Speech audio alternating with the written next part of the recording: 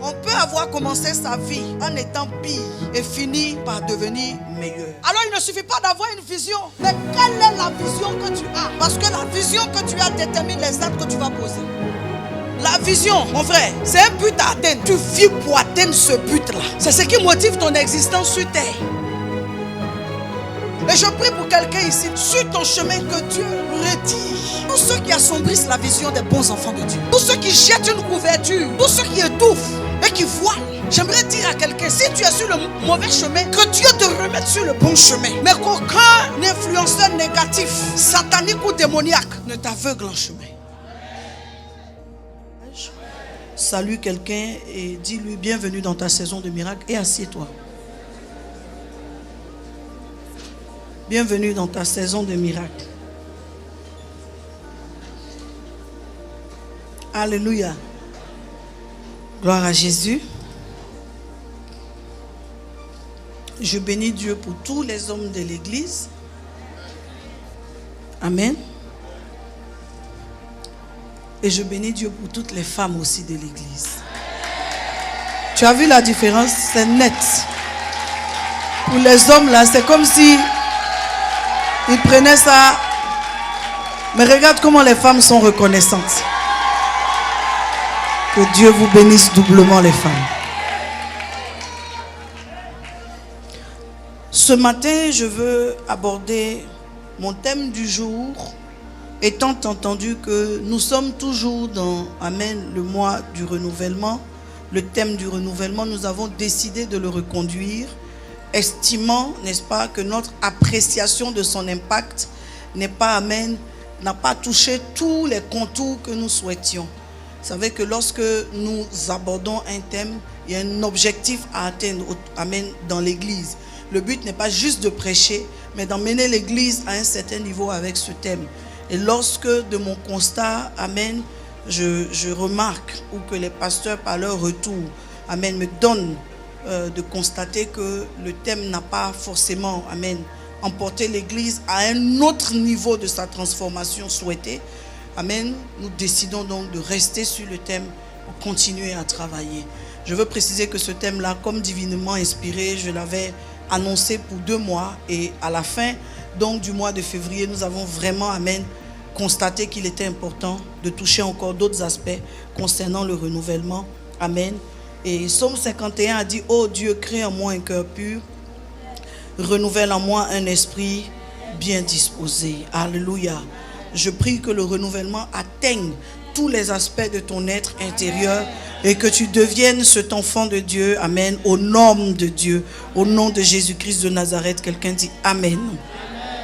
Alors le sous-thème que je veux traiter aujourd'hui, comme annoncé sur les réseaux sociaux, le feu de Dieu brûle en moi. Le feu de Dieu brûle en moi. Amen. Gloire à Dieu. Amen. Le feu de Dieu, quelqu'un répète avec moi. Le feu de Dieu brûle en moi. Quelqu'un le dit encore. Le feu de Dieu brûle en moi. Bien aimé, c'est très important de comprendre que le feu de Dieu est un aspect important dans la conversion, sinon dans la vie du chrétien et particulièrement dans sa vie de transformation. À un moment de sa marche, le chrétien doit être capable d'expérimenter le feu de Dieu. Amen. Gloire à Jésus. Amen.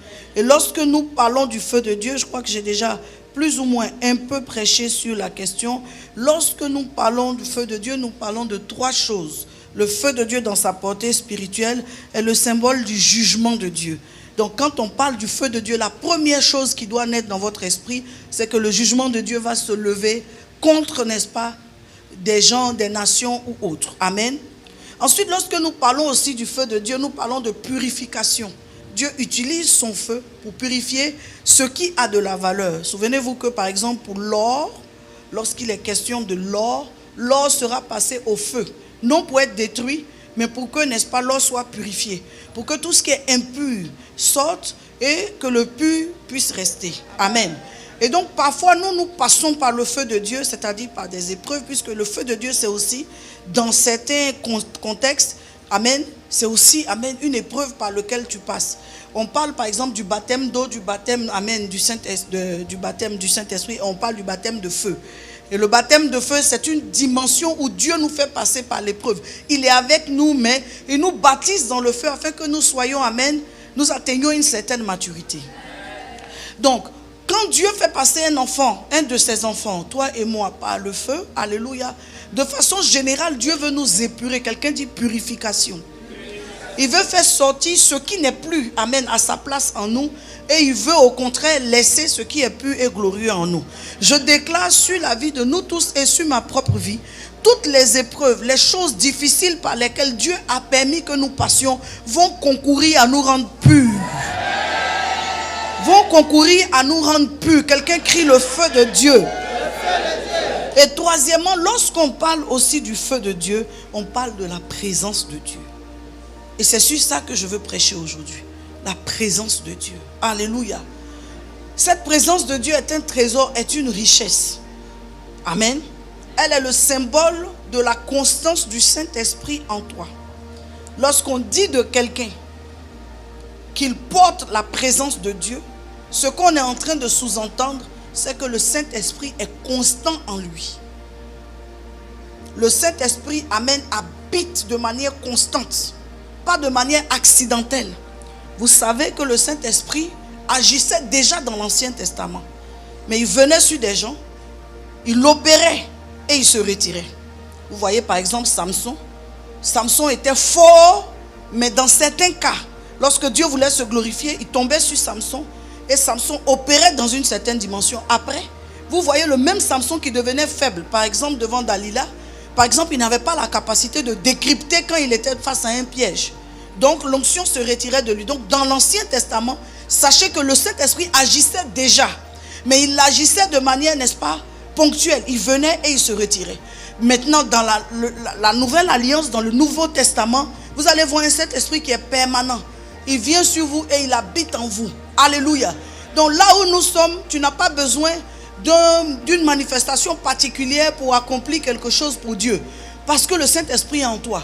Au bureau, il est en toi. Au volant, il est en toi. Amen. Dans la voiture, il est en toi. Pendant que tu pries, il est en toi. Sans prier, il est en toi. Le Saint-Esprit habite en toi. Amen. Dis-moi Amen 3 fois. Amen. Amen. Donc, la présence de Dieu est ce que nous recherchons le plus. Parce que cette présence-là va vivifier notre intelligence et nous rendre capables maintenant d'opérer dans une constance avec le Saint-Esprit. Bien, mais lorsque vous commencez à marcher là, vous allez commencer aussi à expérimenter un Dieu capable, amen, de vous éclairer, un Dieu capable de vous faire vivre dans une certaine intelligence, et quelqu'un sera en train de dire amen parce que Dieu s'en va avec lui. Alléluia. Amen, amen. Parlant de la présence de Dieu, ce que nous devons comprendre,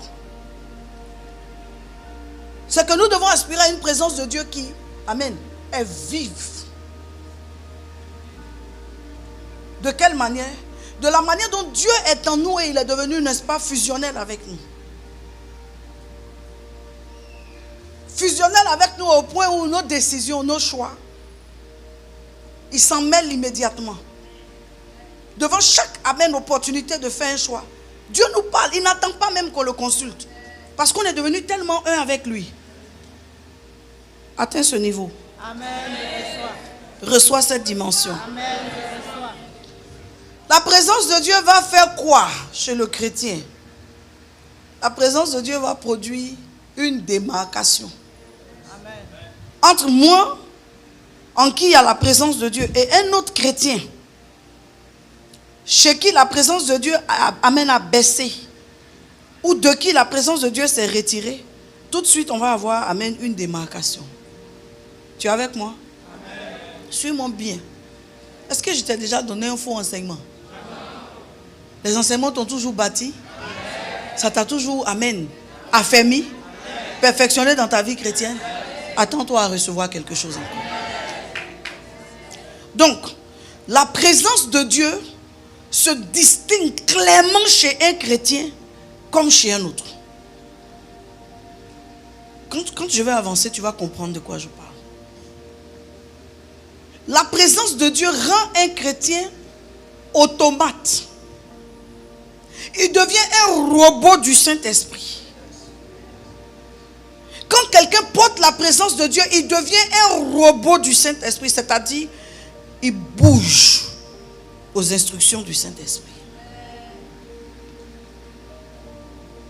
Il devient capable de servir Dieu dans une mesure différente de quelqu'un d'autre. Ce matin, mes bien-aimés dans le Seigneur, j'aimerais enseigner sur une manifestation palpable de la présence de Dieu, du feu de Dieu, à savoir le zèle pour Dieu.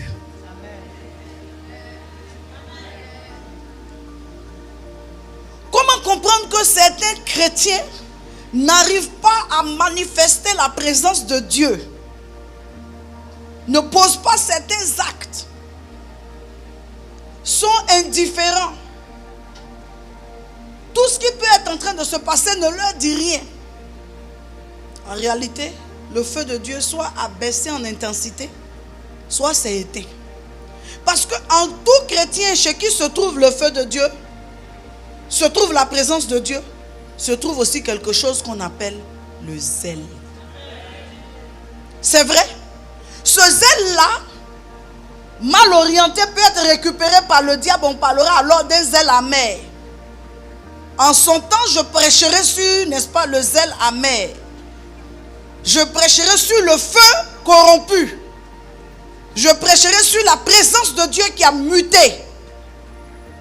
Mais aujourd'hui, je parle du zèle de Dieu.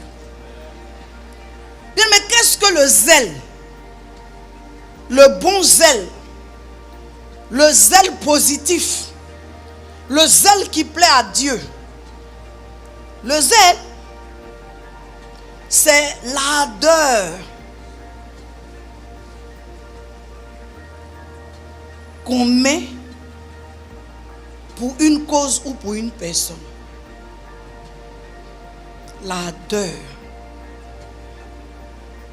qu'on déploie pour une cause ou pour une personne. Le zèle, c'est aussi le fait de faire les choses avec enthousiasme.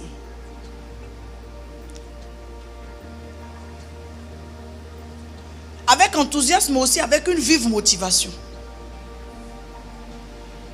Quand un chrétien a du zèle pour Dieu, il est prompt à faire les choses de Dieu. Il est enthousiaste à faire les choses de Dieu. Et il est motivé pour faire les choses de Dieu. La Bible nous dit en Romains, chapitre 12, verset 11. Ayez du zèle et non de la paresse. Soyez fervents d'esprit. Servez le Seigneur. Romains 12, verset 11. À quoi sert donc le zèle si ce n'est à faire passer Dieu comme priorité? À quoi sert le zèle si ce n'est à faire passer l'œuvre de Dieu en priorité? À quoi sert le zèle si ce n'est à témoigner la présence de Dieu en nous? Quand quelqu'un porte la présence de Dieu, quand le feu de Dieu est allumé en quelqu'un, il a du zèle et un bon zèle. On ne peut trouver en lui de la paresse parce que ce feu brûle. Cette ardeur brûle. Ce désir de bien faire brûle. Ce désir de servir Dieu brûle. Ce désir de plaire à Dieu brûle. Plusieurs chrétiens marchent avec un feu éteint. Une présence de Dieu qui est dissoute, diluée par d'autres sentiments et par d'autres choses. Quand la présence de Dieu est authentique en toi, ton zèle est pur. Amen. Ce qui menace le zèle, c'est bien de fois la distraction. Les perturbations amènent avec les soucis, n'est-ce pas? Et les multiples défis de la vie. Quand quelqu'un se laisse absorber par les défis de la vie, quand quelqu'un se laisse distraire par plusieurs choses qui se passent, son zèle meurt. Vous pouvez voir des gens qui ont été très engagés dans l'église et ne pas comprendre pourquoi brusquement leur engagement a pris un coup. Mais en réalité, leur engagement a pris un coup parce qu'ils sont tombés dans la distraction. Ils sont tombés, n'est-ce pas, sous le coup des soucis de la vie. Le zèle ne vous laisse pas le temps de penser à ce qui ne va pas. On le reçoit à la conversion, tous autant que nous sommes. Au moment où nous sommes nés de nouveau, nous avons reçu le zèle. Il n'y a pas un chrétien qui n'ait pas reçu de zèle. Il y a des chrétiens qui ont perdu leur zèle. Nous avons tous reçu le zèle. Cette envie d'être à l'église, ce désir de servir, cette motivation à faire les choses de Dieu, on l'a reçu. Pour plusieurs parmi nous, on l'a même manifesté. On était prêt à quitter le travail, courir pour être à l'église. On était prêt à être à toutes les répétitions. On était prêt à faire ce qu'il fallait faire. Mais avec le temps, quand la distraction est venue, le zèle a pris un coup. Quand les coups de la vie sont venus, le zèle a pris un coup. Et à la fin de la journée, lorsque le zèle a muté pour devenir un zèle amer, ou que le zèle s'est carrément, n'est-ce pas, éteint, nous sommes devenus ce genre de chrétiens de qui plus rien ne ressort. Il n'y a plus d'exploit pour Dieu. Quelqu'un n'est pas là pour me dire amen. Je dis, il n'y a plus d'exploit pour Dieu. Il n'y a plus de motivation, amen, à faire les choses de Dieu. Le zèle est comme une flamme qui brûle dans le cœur du chrétien. Est-ce que l'enseignement bénit quelqu'un ici? Donnez-moi Luc chapitre 2, verset 49. Le zèle est comme une flamme qui brûle pour Dieu. Tu aimes Dieu, tu aimes ton église, tu aimes ton pasteur, tu aimes les gens de l'église. Tu veux voir l'église avancer, tu veux voir l'église atteindre d'autres niveaux. Tu es prêt à suggérer, tu es prêt à donner des idées. Tu es prêt, n'est-ce pas, à faire tout ce qui est possible, tout ce qui est en ta mesure pour que l'église passe à un autre niveau. Quand nous sommes encore à ce stade, nous sommes à l'étape du zèle pur pour Dieu. Amen. Et ce matin, pendant que je suis encore en train de prêcher, je prie que Dieu renouvelle le zèle de quelqu'un. Je ne sais pas à quoi ton zèle a été exposé. Peut-être que ton zèle a été exposé à des coups de la vie. Peut-être que ton zèle a été exposé à certains problèmes. Peut-être que ton zèle a été exposé à certains défis. Mais je prie que ton zèle, devienne plus flambant. Amen.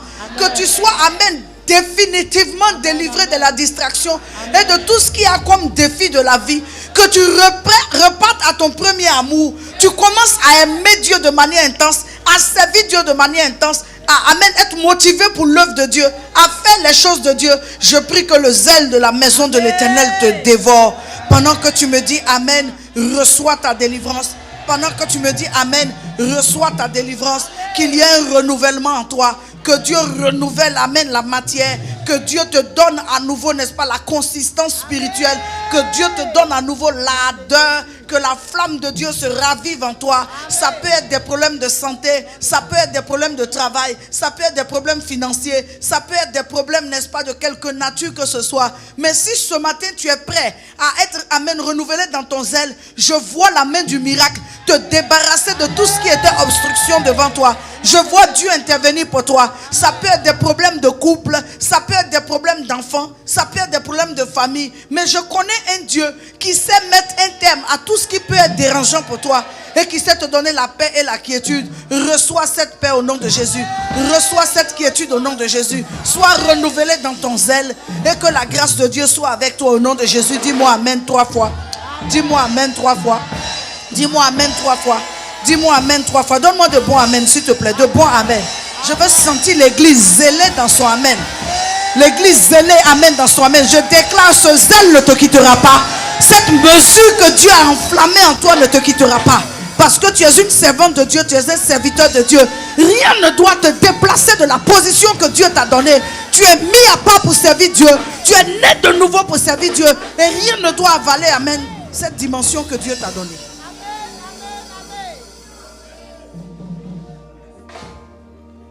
ne doit avaler, absorber cette dimension que Dieu t'a donnée, que quelqu'un me dise bon amen.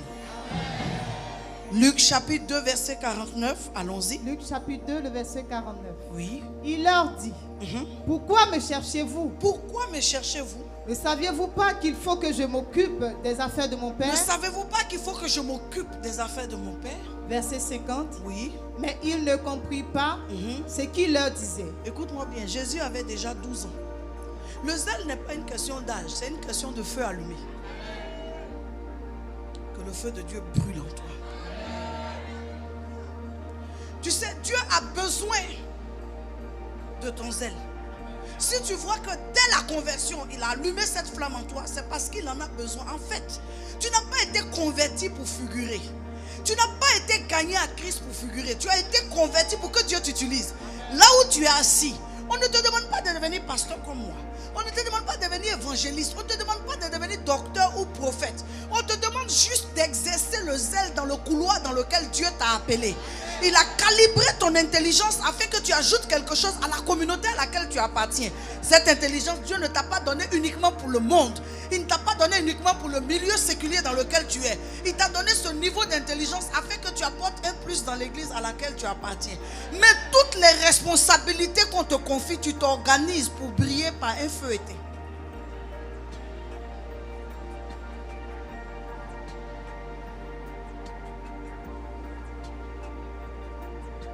Lorsque Jésus est devenu grand, on va voir cela en Jean 2, verset 17. Il a encore maintenu son zèle. Donc ça nous montre qu'on peut ne pas perdre son zèle. Puisqu'à 12 ans, il manifestait son zèle. Vers les 30 et quelques ans encore, il manifestait son zèle jusqu'à ce qu'à 33 ans, il soit, amen, rappelé dans la présence de son Père. Comment se fait-il que toi, tu as déjà perdu ton zèle? Depuis, amen, son bas âge, il manifestait son zèle et il est resté constant. Quelqu'un dit la constance. La constance. Tu sais que le problème de constance va tuer beaucoup de chrétiens. Beaucoup de personnes même en général. Les gens ne sont pas constants. Il est bien jusqu'à il change. Il est engagé jusqu'à il change. Il est déterminé jusqu'à il change. Il t'aime jusqu'à il change. Les gens ne sont pas constants. Alors que quelqu'un qui est vraiment renouvelé par le Seigneur, il doit être constant. Quand il est correct avec toi, il est correct jusqu'à ce que Jésus revienne. C'est peut-être la mort qui va arrêter les choses. Mais la personne est bien avec toi, elle est bien. Il y a des incidents, il y a des choses, on les règle et on avance. Si tu es capable de muter juste à cause d'une circonstance, tu n'es pas constant. Vrai ou faux? C'est que tu n'es pas constant. Si tu dois changer parce que quelque chose d'extérieur a changé, c'est que tu n'es pas constant. La constance, c'est quelque chose d'intérieur. C'est un équilibre que Dieu te donne. La pluie, le vent, le tonnerre, quel que soit ce qui arrive, tu es sur ta position. Que Dieu nous donne cette dimension-là. Quelqu'un dit la constance. Quelqu'un dit encore la constance. Alléluia. Amen. Oui, c'est important d'être constant. Tu vois, il y a des personnes même qui mutent dans leur humeur. C'est choquant. Dis-moi, quand il me lève le matin, il n'a pas envie de parler. Moi, je parle. Matin, midi, soir, si j'ai quelque chose à dire, je dis. Tu vas voir des gens qui sont ouverts avec toi. Tout d'un moment, ils se renferment. Ils disent non, moi, des fois comme ça vient sur moi, il rentre dans ma bulle. Reste dans ta bulle là. Ne ressort plus. Les gens ne doivent pas nous rendre victimes. Ils doivent accepter de guérir de leurs imperfections. Christ est venu en nous afin de faire de nous des flammes vivantes.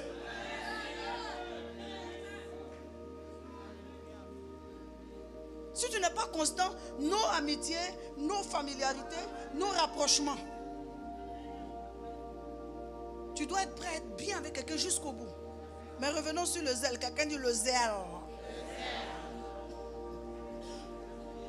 Alléluia. Le zèle te fait avoir pour Dieu des priorités ou mettre Dieu en priorité. Frère, quand tu as du zèle pour Dieu, Dieu devient une priorité pour toi. Son œuvre devient une priorité pour toi. Ce matin, je veux saluer tous ceux en leur rang, position, grade, qui sont capables de courir pour venir faire l'œuvre de Dieu. Je vous salue. Je vous salue. Vous qui êtes capable de vous souvenir que si vous êtes sur vos deux pieds, debout, c'est parce qu'il y a un Dieu qui vous maintient cette vigueur-là. Vous qui êtes capable de vous souvenir que si vous pouvez courir pour aller au travail, à combien plus forte raison courir pour Dieu? Je salue tous ceux qui peuvent cumuler vie chrétienne et vie séculière. On ne te demande pas de laisser ton travail. On ne te demande pas d'abandonner ton poste. On te demande juste de te souvenir qu'il y a un Dieu qui t'a donné, amène des capacités. Et que tu lui dois en retour. Et ce que tu lui dois en retour l'a fait que.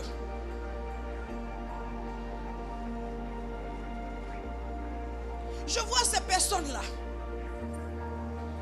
courir dans le couloir. Elles n'ont pas de voiture. Elles n'ont pas d'engin mobile. Sur leurs deux pieds. Quittant leur travail, se rappelant qu'elles ont une maison et que la clé même est dans leur voiture, dans leur sac. Mais déviant pour venir parce qu'il y a un programme à l'église. Déviant pour venir parce que je dois chanter. Déviant pour venir parce que je dois diriger. Déviant pour venir parce que, n'est-ce pas, si je ne suis pas là, les micros ne seront pas branchés. Est-ce qu'on peut acclamer Dieu pour cela? Que votre zèle soit ravivé et que votre zèle ne meure pas. Amen. Aide-moi, aide-moi, aide-moi, aide-moi. Il n'y a pas de complexe dedans. Aide-moi.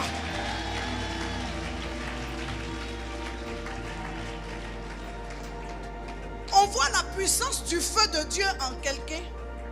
Quand malgré, en bon français on dit nonobstant, ses responsabilités, malgré ce que cette personne est dans la vie active, elle réussit à faire la part des choses pour dire, dans mon temps, je dois du temps à Dieu. Les heures de culte ne valent même pas la dîme de la semaine.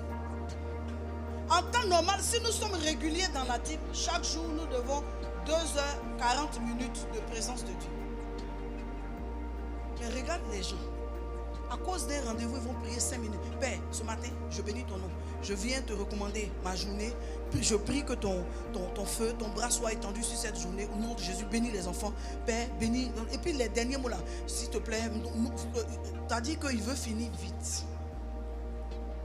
Mais en réalité, tu dois 2h40 que tu peux répartir. Soit le matin en 1h20, le midi 20 minutes, le soir 20 minutes. Soit tu prends tes 2h40 le matin dans la présence du Seigneur. Il y a des gens qui prient clairement et franchement de 2h, n'est-ce pas, à 6h. Et puis les 40 minutes là, tu peux faire 20 minutes le matin, 20 minutes le soir. Mais tu dois à Dieu. Tout ce temps que Dieu t'a donné te sert à quoi? Tu as tourné ton zèle de la maison de Dieu pour devenir un zèle, n'est-ce pas, amical. Quand on dit il y a une réception chez les gens, viens voir comment tu trembles. Non, ma copine dont je t'ai parlé là, mon amie dont je t'ai parlé là, comme ça, elle fait sa sortie. Tu as dit tu es prêt à aller te faire apesmandir dans les affaires des gens. Tu es prêt à aller te choses. Pourtant, Dieu te donne du temps pour que tu puisses lui retourner ce temps. Dieu te donne sa grâce pour que tu lui puisses lui retourner cette grâce-là. Dieu te donne la santé pour que tu puisses lui rendre cela en témoignage. Tout, c'est les hommes. Tout, c'est pour les hommes. Regarde comment tu trembles quand il y a quelque chose chez tes patrons. Il y a l'anniversaire du fils de mon patron. Toi, tu n'as pas honte. Musclé comme tu es l'anniversaire. Partout. J'ai envoyé ton cadeau partout dans la vie des gens. Tout ça pour plaire aux hommes. Mais est-ce ce Dieu fidèle qui a été si bon pour toi? Regarde comment tu es brûlant. Il y a des personnes ici, je vous vois de mes yeux, tu sais. Je ne vois pas très bien de loin maintenant. Mais je vois les figures là un peu flou. Mais je sais c'est qui. Où je suis là, je peux dire c'est qui est derrière. C'est flou. Mais comme l'empreinte de ta silhouette est dans mon esprit, quand je vois là, je peux dire. Il y a des personnes ici. Votre zèle pour l'homme est choquant. Tu es capable de ne pas venir au culte.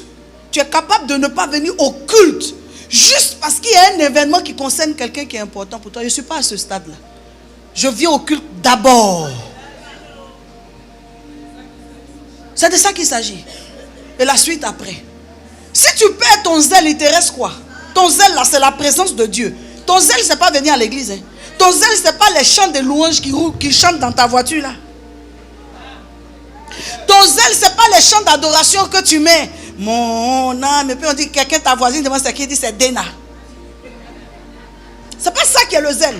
Le zèle, c'est cette intimité entre toi et Dieu qui fait que quand il s'agit de Dieu, on ne peut pas t'arrêter. Le zèle, c'est Amen. Cette flamme qui traduit ta conscience de qui est Dieu pour toi. Il est mon créateur. Et si je suis debout là, c'est lui. Il est le débit de mon intelligence. Il est le débit de ma constance. Je peux me lever le matin et puis mes pieds m'ont lâché. Si je me lève et puis mon tronc, ma tête, ça dit tout mon être est en parfaite synchro. C'est lui. Avant de donner une gloire quelconque à quiconque, cette synchronisation là, je dois la donner à Dieu.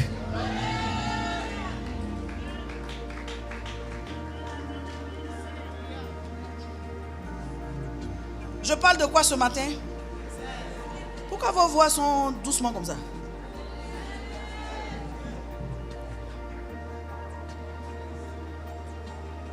Le zèle est une question de conscience. Parce qu'on peut perdre son zèle sans s'en rendre compte. Ton feu peut s'éteindre sans que tu ne te rendes compte que le feu est éteint et ta mamie est au feu. Tout ce que tu es en train de faire, c'est sans feu. Ton feu s'est éteint. Tu comprends? Oh, c'est ce feu-là qui est l'animation de ta vie chrétienne. C'est cette présence de Dieu qui fonde le mouvement de Christ en toi. Si tu perds cette présence et que tu perds ce feu, il se peut que tu sois juste en train de t'agiter, mais ce n'est plus Christ. Ce n'est plus moi qui vis, alléluia. C'est Jésus qui vit en moi. Restez assis, restez assis. C'est pas là où on va voir le zèle. C'est les jours qui suivent. Ce n'est plus moi qui vis, alléluia. C'est Jésus qui vit en moi. En moi, en moi. C'est Jésus qui vit en moi. Ce n'est plus moi qui vis, alléluia. C'est Jésus qui vit en moi. J'aimerais que le chrétien du CCT soit excellent et d'un bon zèle quand il est dans son milieu professionnel. Parce que le zèle, ce n'est pas que pour Dieu. Il y a ce zèle-là que tu peux manifester dans ton environnement professionnel. Être dévoué, être, n'est-ce pas, constant, être ponctuel, donner le meilleur de toi. Mais j'aimerais surtout qu'au-delà du zèle que tu puisses manifester dans ton milieu professionnel, tu te souviennes que le zèle premier revient à l'Éternel. Que rien ne te vole cette disposition pour Dieu là. Quelqu'un avec moi? Marc chapitre 12 au verset 30 dit: tu aimeras le Seigneur ton Dieu de tout ton cœur, de toute ton âme, de toute ta pensée et de toute ta force. Tu aimeras. Le zèle part de l'amour qu'on a pour Dieu. Quelqu'un peut manifester un zèle s'il n'aime pas Dieu. Nada de nada. Le zèle trouve son fondement dans ce verset-là. Tu aimeras le Seigneur, ton Dieu de quoi? De tout ton, de toute ta, et de toute ta force. Sois béni. Tout ce qui est en toi, vis pour lui.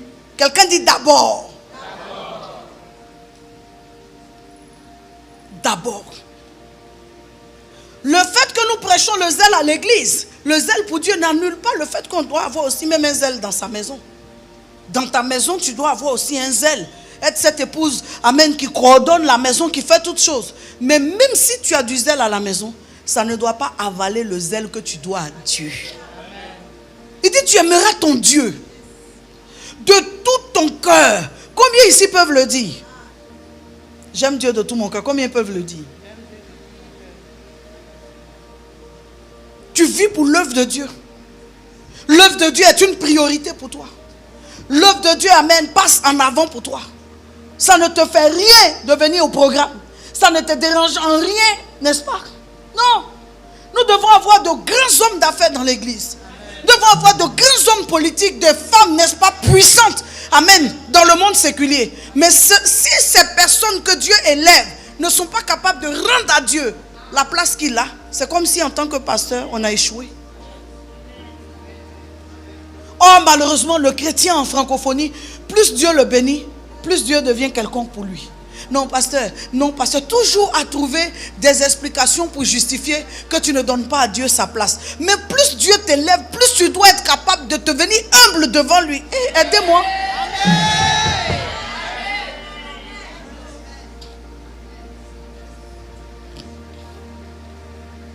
Les vrais chrétiens, véritablement transformés, plus ils sont élevés, plus ils sont abaissés devant Dieu. Oh, en Côte d'Ivoire, on a rendu témoignage, je ne peux pas dire si c'est jusqu'à présent, je ne suis pas de leur communauté, du PDG de NCA Group, Monsieur Diagou. Regarde son niveau d'homme d'affaires. Regarde sa capacité à aller chanter à la chorale. À côté de lui dans la chorale, les galères. Les vrais galères. Dont on va dire non, il est engagé pour Dieu et puis en fait c'est parce qu'il est au chômage. Mais regarde quelqu'un qui est, c'est-à-dire il a la tête d'une multinationale. Mais il peut être là. Des gens comme, n'est-ce pas, Obama. Des chefs d'État, en tout cas aux États-Unis, capables d'être diacres. Accepter la fonction de diacre. Toi, qu'on veut te proposer. Non, pasteur, en fait, moi, je veux, le jour où je peux faire quelque chose, mais pasteur, je suis occupé. Toi, tu as quelle occupation? En fait, ton feu est éteint. Tu n'étais rien.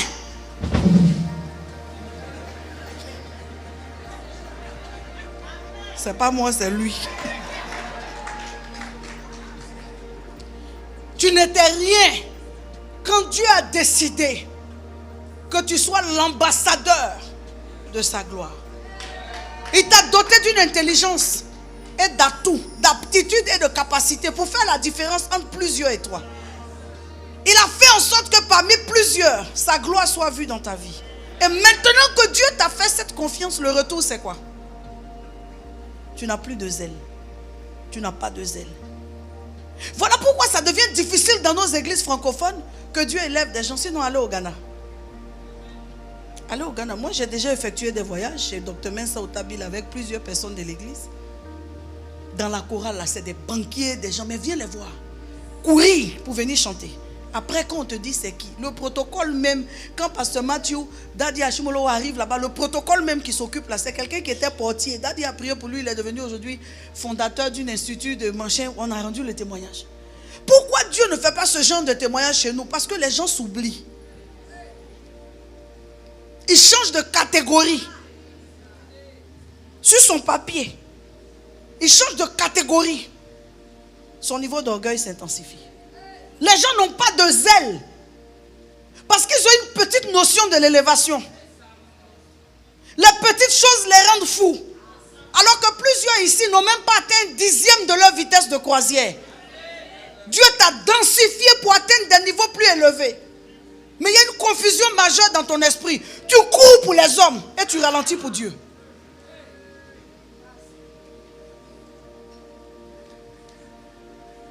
Tu cours pour les hommes. Écoute, quelqu'un qui ne peut pas s'affirmer et affirmer sa relation avec Dieu n'est pas digne d'être chrétien. Quelqu'un qui ne peut pas regarder quelqu'un qui lui donne rendez-vous pour lui dire, écoute, mardi entre 19h et 20h30 voire 20h45, j'ai un culte. Si on peut, on met un peu plus tard, ou alors vendredi aux premières heures, on se voit. Quelqu'un qui ne peut pas avoir ce genre de discours, il n'est pas digne d'aller à un niveau supérieur. Assumez que nous sommes chrétiens. Assumez que Dieu a une place importante devant nous. Les gens ne se cachent pas pour montrer qui est le diable dans leur vie. Les gens assument qu'ils sont influencés par le diable. Les gens assument qu'ils sont dans le monde. Quelqu'un ne va pas hésiter à te dire, non, ce soir on a un show en boîte. On n'a qu'à mettre ça samedi après-midi. Mais toi, tu vas hésiter à lui dire, non, on a un programme à l'église. Dès qu'on finit, si on peut, je te passe un coup de fil et puis on se voit. Pourquoi?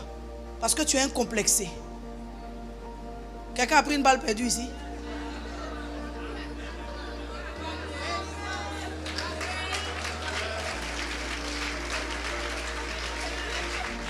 Le complexe fait que tu ne peux pas vivre ta vie chrétienne de façon ouverte.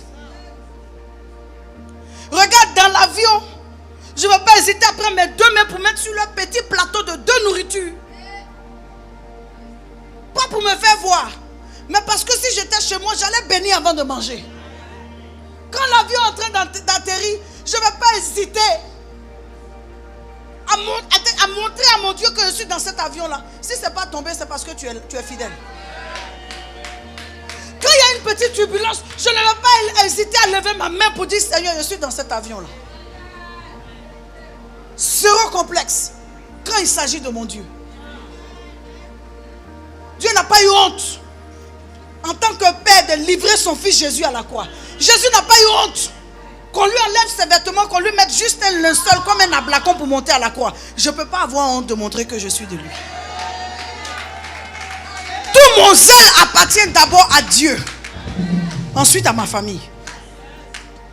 Si tu n'es pas capable de manifester ton zèle pour Dieu, ton feu s'est éteint. Ton feu s'est éteint. Le zèle rend vif. J'ai parlé? Ça a béni quelqu'un? Psaume 27, verset 4. Pourquoi personne ne sème? Ce n'est pas le genre de messages qui font s'aimer là. Hein? C'est fort. Donc d'habitude quand vous s'aimez là, ce n'était pas fort. Gloire à Jésus. Amen. Qui est béni? Qui aurait préféré que ce dimanche-là, je prêche encore à Paris? Qui croit que c'est le message du moment? Ah, il y a quelques 14 personnes qui n'ont pas levé la main. On vous a attrapé. Gloire à Jésus. Oh, que Dieu ravive son feu en toi. Parce que lorsque le feu de Dieu va être ravivé en toi, amen, quelque chose se produit, tes priorités changent. Je dis encore, tes priorités changent. Je dis encore, tes priorités changent. La joie que tu as à faire les choses de Dieu, amen, elle est incomparable. Tu es entier. Tu es entier. Il y a des frères, même quand tu les vois louer le Seigneur, tu sens qu'ils sont animés l'entier dans la danse. C'est ce que Dieu veut que tu manifestes pour ça, pour ta vie chrétienne, pour ton église. Que tu prêtes ton intelligence, que tu prêtes, n'est-ce pas, tout ce que tu es et tout ce que tu as. Donne-moi la lecture, s'il te plaît. Psaume 27, oui. Verset 4. Oui. Je demande à l'Éternel une chose, oui, que je désire ardemment. Je voudrais habiter toute ma vie dans la maison de l'Éternel, pour contempler la magnificence de l'Éternel et pour admirer son temple. Donc, du temps du psalmiste, donc de David, ce n'était même pas venir à l'église pour qu'on prêche. Il dit, si c'est lui, ce qu'il est en train de demander comme prière, c'est de pouvoir être dans la présence de Dieu de façon constante. Amen. Et puis on dit, mais tu vas faire quoi quand tu seras en train d'habiter dans la maison? Il dit, pour admirer la magnificence de l'Éternel. Regarde nos frères de la communauté catholique, capables d'aller s'asseoir. Quand tu demandes, il dit non, il est allé pour le Saint-Sacrement. Quand tu demandes, il dit non, il est allé pour cœur flambant. Enfin, ils ont leurs choses. Mais cette présence consciente de Dieu, nous l'avons perdue. Pourquoi? Parce que le temple est devenu le centre du béret. Le centre de toutes les distractions. C'est dans le temple, on fait ce qu'on ne devait pas faire. Donc, il y a quoi à admirer? Sinon, normalement, dans la présence de Dieu, il y a cette vision surnaturelle. Amen, qui s'ouvre à toi. Il y a cette dimension où tu peux garer ta voiture, juste venir t'asseoir en 2 courses pour dire, Seigneur, je veux simplement te bénir. On demande, mais tu allais faire quoi dans la maison de Dieu? Il dit, je suis allé rester dans la présence de Dieu. Ce n'est pas parce qu'elle n'est pas ailleurs, mais parce que lui habite ici. Donc, si je veux me rapprocher de lui, je peux aussi venir ici. Rester dans sa présence. Regarder, réfléchir, exposer ma pensée. Exposer mes enfants, dire Seigneur, je suis à un point où j'ai encore besoin que tu m'inspires. M'asseoir là sans penser à rien, juste en pensant à Dieu. Frère, quand tu perds ton zèle, tu perds certains réflexes. Donne-moi Psaume 84, verset 11. Psaume 84, le verset 11. Allons-y. Mieux vaut un jour dans tes parvis que 1000 ailleurs. Je préfère me tenir sur le seuil de la maison de mon Dieu plutôt que d'habiter sous les tentes de la méchanceté. Le signe de la présence, amen, de Dieu en toi est aussi l'amour que tu as d'être dans sa maison. Aimer être dans la maison de Dieu. Aimer être à l'église. Aimer être là où Dieu, amen, transforme. Aimer être là où sa parole est prêchée. Que cet amour revienne en toi. Tu ne m'as pas dit un bon amen. Amen. Que cet amour revienne en toi. Mais bien aimé dans le Seigneur, il y a 3 choses importantes qui traduisent clairement que le zèle de Dieu, amen,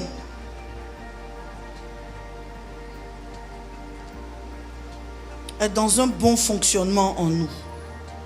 3 choses qui sont importantes partout où le zèle de Dieu est en train d'être manifesté. Amen. Et je prie pour quelqu'un ici que le zèle de Dieu te conduise à poser des actes inhabituels. À mettre Dieu en priorité. Quelqu'un dit le zèle de Dieu. Alléluia. Lorsque le zèle de Dieu habite en toi, frère, la repentance est constante.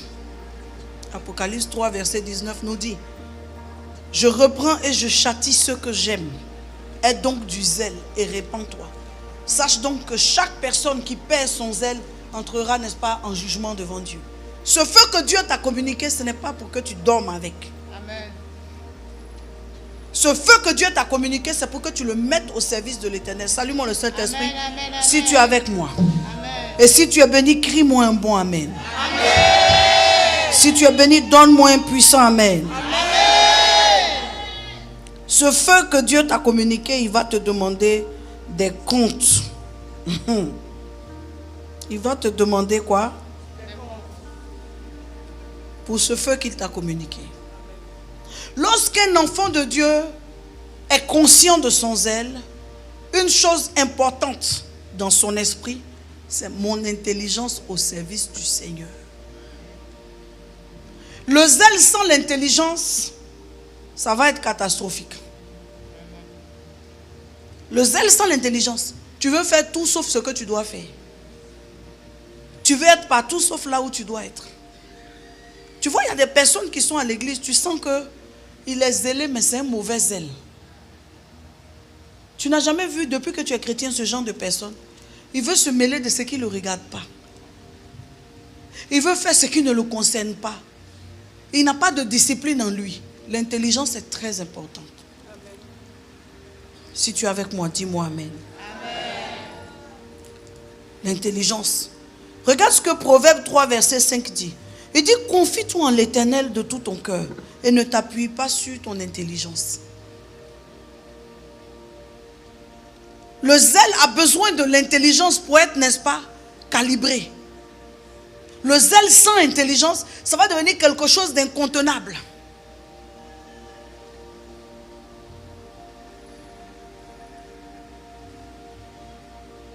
Je prie pour quelqu'un ici, qu'il soit visité par l'intelligence divine. Amen.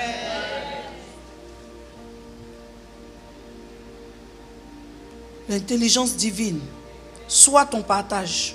Amen. Que l'intelligence divine soit ton partage. Dis-moi amen. Amen. Cette intelligence que Dieu donne au-delà de l'éducation. Amen. Cette intelligence que Dieu donne au-delà des diplômes. Amen. Quand la formation de Dieu atteint une certaine mesure en toi, l'intelligence divine s'active. L'intelligence divine, c'est quand Dieu commence à t'initier dans la sagesse de haut niveau. C'est quand Dieu commence à t'initier aux bons actes, aux bonnes paroles, aux bonnes médiations. Dieu t'utilise divinement pour arranger des situations. Dieu t'utilise divinement, n'est-ce pas, pour faire certaines choses. Que cette grâce soit ton partage. Amen. Je veux déclarer sur le niveau de cette intelligence divine que Dieu illumine quelqu'un. Tu n'es pas avec moi. Amen. Tu n'es pas vraiment avec moi. Dieu ne laisse pas à ton intelligence le soin de dépendre de ce que tu as appris à l'école, de dépendre de ce que tu as appris, amen, tu as obtenu comme diplôme. Dieu prend le contrôle de ton intelligence et il dirige cette intelligence pour poser des actes. À ce moment-là, ton zèle est un zèle fructueux. Tu poses des actes, n'est-ce pas, de grande mesure. Si tu as un zèle sans intelligence, il y a problème. Et si tu as une intelligence, je prie, dans le cadre du Seigneur, qu'elle soit une intelligence divine, reçois-la. Je prêche à quelqu'un? Est-ce que je suis en train de prêcher à quelqu'un? Cette intelligence divine dont je suis en train de te parler, elle est spirituelle. Elle n'opère pas dans le sens de ce que les mathématiques disent, de ce que la science dit. Elle opère dans le sens de ce que la parole de Dieu dit. Tu es influencé par les Écritures.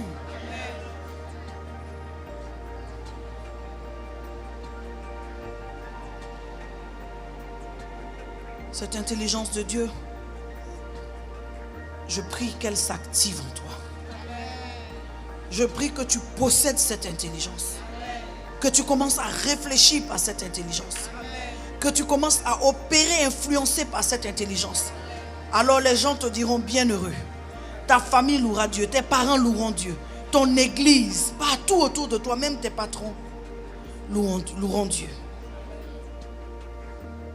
Amen.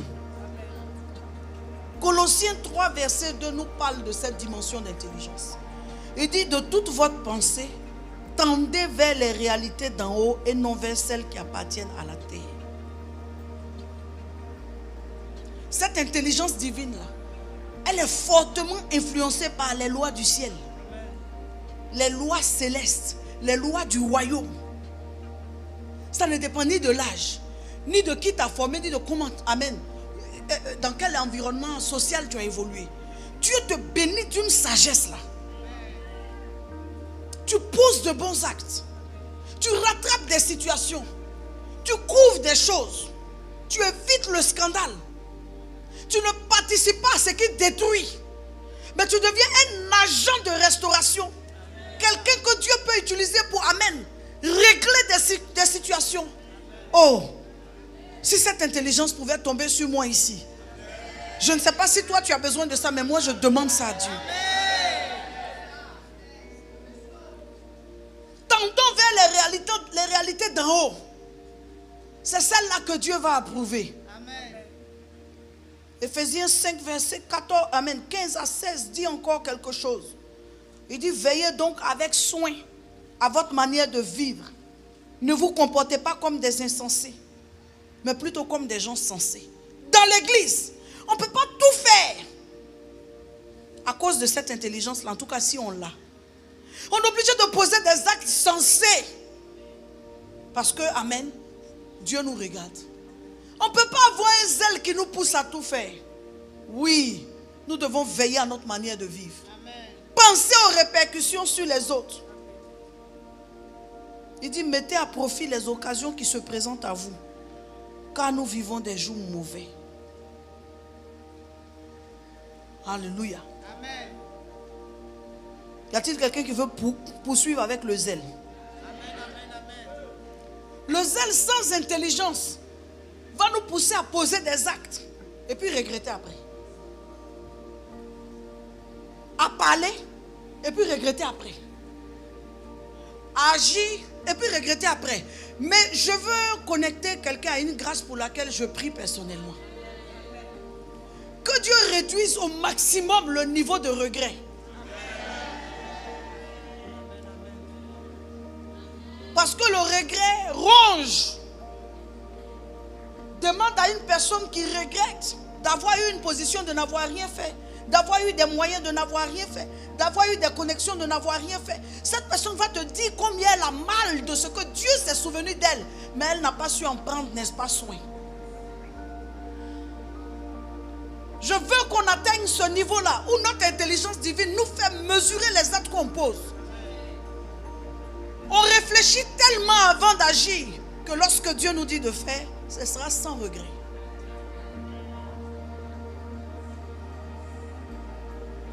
Tu ne regretteras pas d'avoir été chrétien. Tu ne regretteras pas d'avoir été dans cette assemblée. Parce que, amen, Dieu va investir dans ta vie autant que tu es dans cette assemblée. Mais ma prière, c'est que tu poses de bons actes. Regarde ce que la Bible dit ici. Le fait aiguise le fait. Et l'homme, ou du moins le visage de l'homme, s'affine au contact de son prochain. Proverbe 27, verset 17. Qu'est-ce qu'il a dit? Il a dit quoi? Le fait et le visage de l'homme s'affine au contact de son prochain. Frère, dans cette même dimension de zèle qui repose sur l'intelligence, choisis tes connexions. Ne te connecte pas à un fait qui ne peut pas t'aiguiser. Il dit c'est le fait qui aiguise le fait. Donc si je veux être aiguisé, je dois aller sur un fait qui est plus tranchant que moi. Tu es obligé de filtrer tes connexions. S'il te plaît, intelligence divine, prêche-moi ici, dis-moi amen.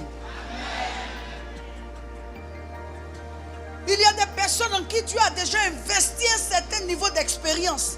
Ta présence à leur côté va te rendre mature. Tu apprendras à servir Dieu. Tu apprendras à faire les choses de Dieu en t'approchant de telle personne. Il dit le visage d'un homme s'affine. Ça veut dire tu t'arranges au contact avec ton prochain. Quand tu es en train d'être à côté de quelqu'un, ça te fait t'arranger. Sa mauvaise manière de vivre te fait t'arranger. Sa bonne manière de vivre te fait t'arranger. Ma prière ici, homme de zèle, homme de feu, homme de la présence de Dieu, femme de la présence de Dieu, ma prière pour toi, c'est que tu apprennes à redéfinir qui sont tes connexions. Les gens induisent en erreur. Pour avoir été trop proche de certaines personnes, ta façon de penser se modifie. L'intelligence est capitale si tu veux atteindre un certain niveau avec Dieu. Tu auras besoin de cette intelligence. Dieu ne t'empêche pas de faire, mais il veut que tu fasses bien. Et donc il va te dicter comment faire. Il va te dicter comment faire. Si tu es avec moi ici, dis Amen. Amen. Je veux parler d'une deuxième chose très importante, toujours au sujet de l'intelligence, et je m'arrêterai, n'est-ce pas? Parce que par la grâce de Dieu, je continuerai à enseigner sur ces réalités-là. Quelqu'un dit le zèle, le bon zèle. Le zèle, le bon zèle. Quelqu'un dit encore avec moi le zèle, le bon zèle. Le zèle, le bon zèle. Alléluia. Amen.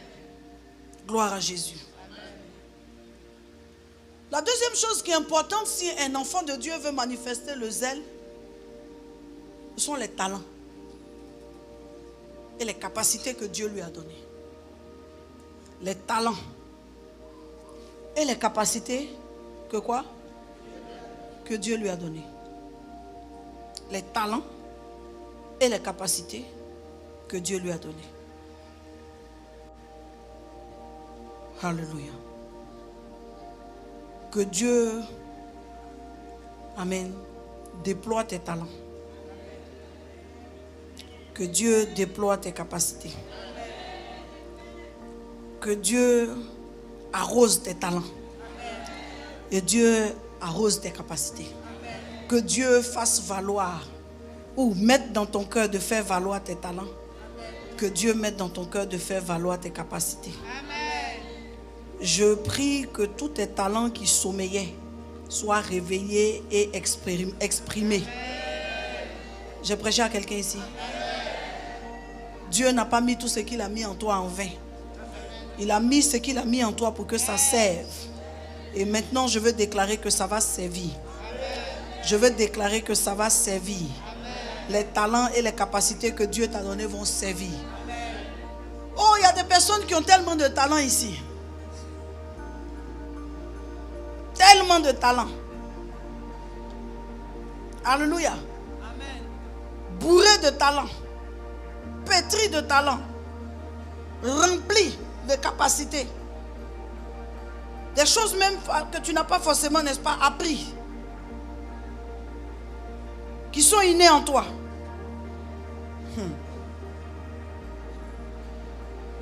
La grâce repose sur ta vie. Alléluia. Quand un enfant de Dieu est conscient de ce que Dieu a mis en lui, le premier bénéficiaire de ce que Dieu a mis en lui, c'est Dieu.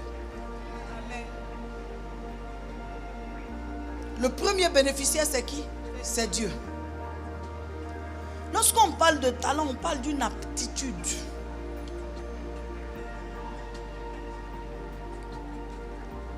Alléluia. On parle d'une habilité naturelle que tu as. Talent. Une capacité. En bon français aussi, on dit de la dextérité. On parle de talent, on parle d'un génie. Maestria, la maestria. On parle d'un savoir-faire. Mais tu ne peux pas être dans le Seigneur et ne pas faire sortir ton savoir-faire. Sinon tu es semblable au troisième élément de la parabole des talents. Ils étaient trois. Avec deux attitudes différentes. Qui es-tu? Qu'est-ce que Dieu a mis en toi pour que l'œuvre de Dieu puisse avancer? Souvent, tu sais naturellement servir. Mais lorsque l'église organise un événement, tu es assis et puis tu regardes les gens piétiner. Tu dis, comment elle fait? Regarde ce qu'elle fait. Normalement, ça là, elle devait dresser un buffet. Elle devait faire comme ça. Et puis ça dit, ce désir de voir les gens se tromper. Cette joie de te sentir supérieur en face de l'erreur des autres. Tu as un zèle amer. Tu dois être prompt à dire, pasteur, je suis dans cette église, je reçois beaucoup. Pasteur, les enseignements que tu donnes là, ça frappe ma vie chrétienne, mais ça m'aide au travail, ça m'aide même à mettre de l'ordre dans ma famille. Je veux mettre mes talents aussi au service de l'avancement de l'œuvre. Pasteur, voici ce que je sais faire, je sais organiser. S'il y a des événements, je suis prête à organiser. Je suis prêt à organiser.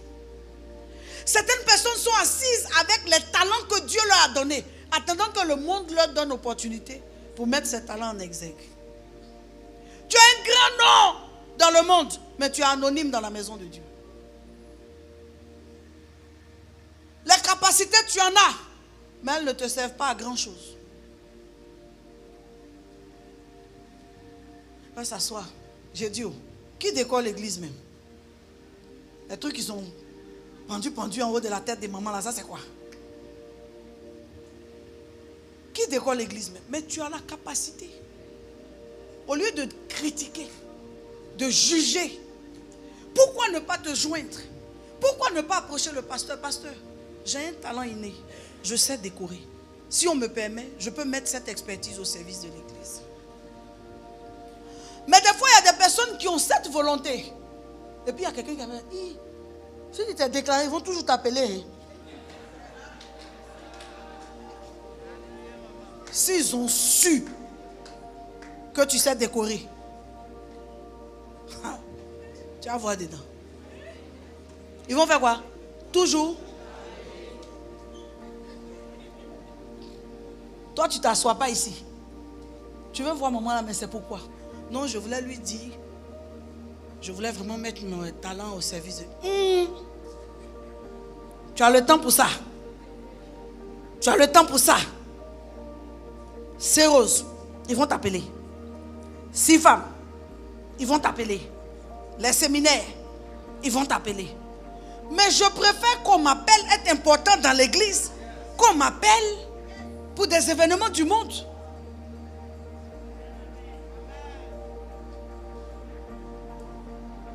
Ce grand nom dans le monde là, ça te donne quoi?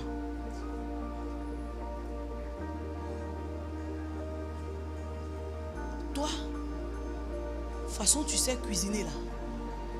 Tu as envoyé ça à l'église là-bas. Tu connais maman. Quand il y a agapé, elle va dire si ce n'est pas toi qui prépare, il ne faut pas quelqu'un prépare. Tu connais. Tes petits trucs que tu fais là. Tu ne te tais pas. Il faut les regarder, hein. Ils sont dans leur organisation il y a longtemps. Nous, on vient d'arriver. Si tu prépares, Dieu merci. Tu prépares pas? Dieu merci. En tous les cas, nous on est là. Pour de naissance.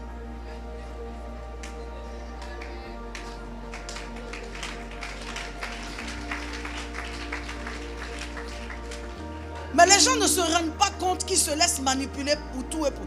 Mais c'est une grâce de mettre son expertise au service du Seigneur.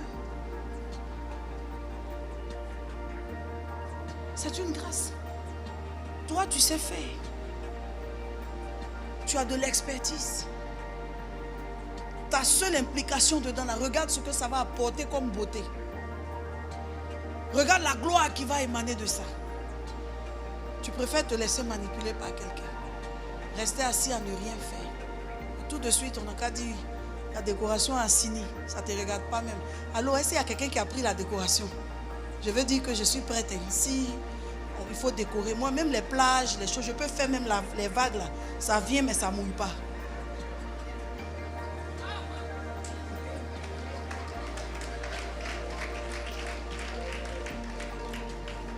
Je peux faire les vagues là, ça vient, mais ça ne mouille pas.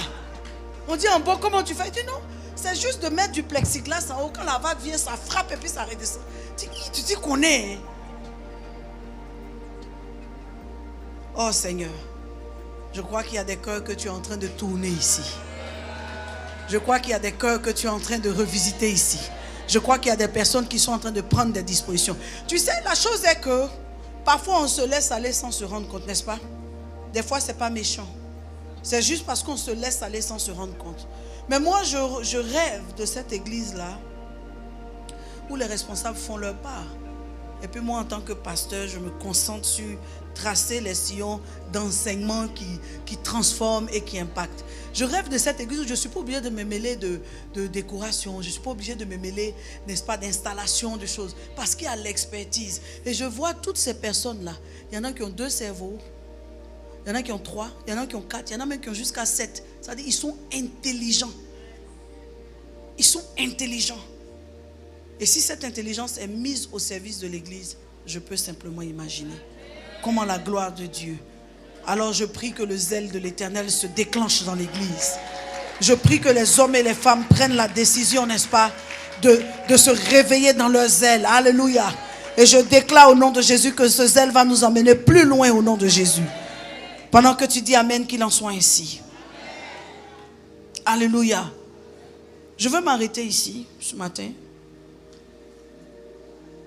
pour que le peu que j'ai dit puisse faire son travail en nous et que par la grâce de Dieu, les jours venant, Amen, nous puissions aller en eau profonde avec le zèle, avec la présence de Dieu, avec les capacités. Je veux prier que quelqu'un mette vraiment ses capacités au service du Seigneur. Gloire à Dieu. Allô, allô. Gloire à Dieu. Alléluia, alléluia. Gloire à Dieu. Je veux prier que cette grâce se répande au milieu de nous. Ce désir de bien faire pour Dieu. Cet ardent désir de faire passer l'œuvre de Dieu en avant. Oh, que Dieu fasse de vous les meilleurs dans vos différents domaines. Mais bien que vous soyez les meilleurs dans vos domaines, quand il s'agira de servir Dieu, je veux prier que Dieu fasse de vous, amen, de puissants instruments dans l'église. C'est pas normal que ton expertise soit juste mercantile. Tu es fort, tu as une grande expertise, n'est-ce pas? On veut le voir. On veut le voir. Il faut construire notre église. Il faut, amen, tracer les sillons de son avenir. Et ça passe par ton expertise. Autant le pasteur doit nous donner de bons enseignements. Est-ce que notre pasteur fait sa part? Autant nous aussi de notre côté, nous devons retourner par notre zèle. Être là quand il y a des programmes, être là quand il y a des activités, alléluia.